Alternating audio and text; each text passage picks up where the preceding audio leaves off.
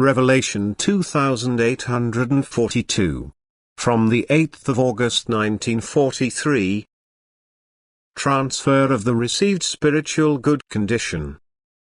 The gifts of the Spirit must be utilized if they are to fulfill their purpose and also bring further gifts to the recipient.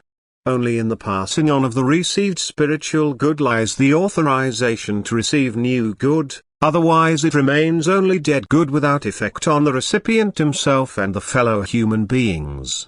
Spiritual goods are a gift of God's love. They should awaken love and be passed on again and again in love. They are the living water that must continue to flow unstoppably if they are to awaken life again, to activity in love.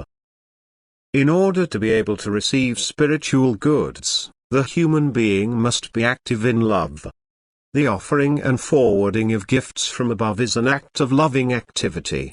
The human being is concerned about the salvation of souls which still languish in darkness, and their spiritual hardship impels him to bring light to them.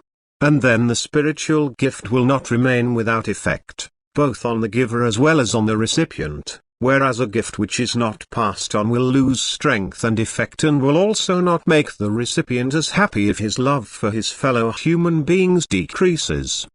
Divine gift is so precious that it must not go unnoticed, and if it is offered to a person in love, its possession should make him happy, and in his happiness he should also feel the urge to communicate, to impart the divine gift to others as well. It shall impel him into diligent activity of love, to illuminate his fellow human beings' spiritual state. It shall stimulate him to radiate ever more light into the darkness, and his desire for spiritual gifts will thereby be increased and make him happy and joyful.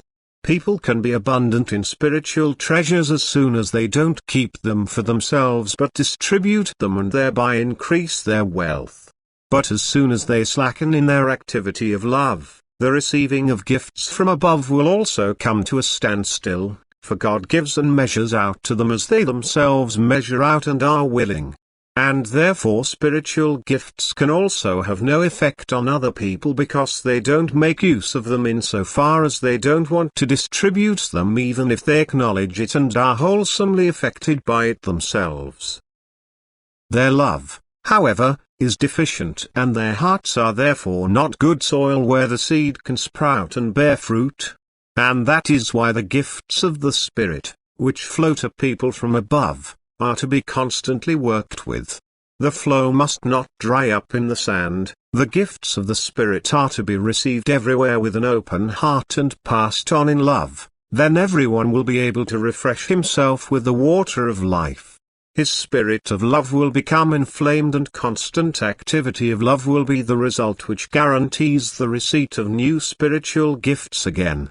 And therefore everyone should be diligently active to whom God's love supplies precious possessions. They should work incessantly and always try to win new souls to whom what is offered to them will bring light, so that the spiritual darkness will be removed, so that people will feel the effect of what God's love offers them. Amen.